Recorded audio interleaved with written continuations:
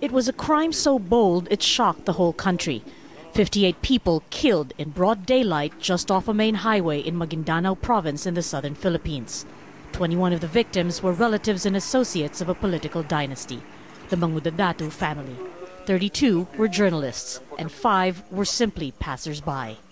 The first witness to come forward spoke to Al Jazeera. In fear for his life, he accused a rival family, one of the most powerful in the region, of being behind the massacre. Si Dato Andal po mismo ang sumabi. Dato Andal himself ordered it.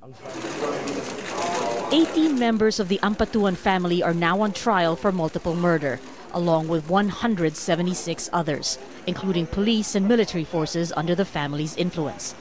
Datu Andal, the family patriarch, and 2 of his sons all held public office and were close allies of the country's president at the time. But the case has been proceeding much slower than many would like, even with a new president in power.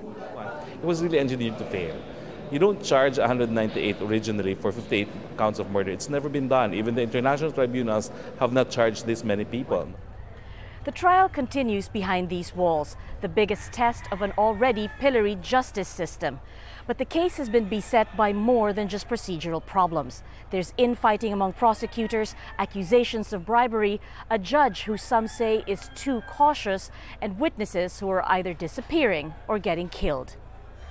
Promising to reform the country's culture of patronage politics, warlords, and impunity, President Benigno Aquino said there would be a conviction by the end of his term in 2016. So the Justice Secretary, who was Human Rights Commissioner when the crime happened, has taken over the case herself. It's not easy to advance a reform agenda by any administration. A lot of resistance, vested interests, powerful people, those who would really want status quo to prevail always. But since the Maguindanaow massacre, rights groups say there have been more than 100 extrajudicial killings and only a handful of convictions. In the southern Philippines, Ismail Manguindanaow is governor of Maguindanaow, but members of the Ampatuan family are also back in public office.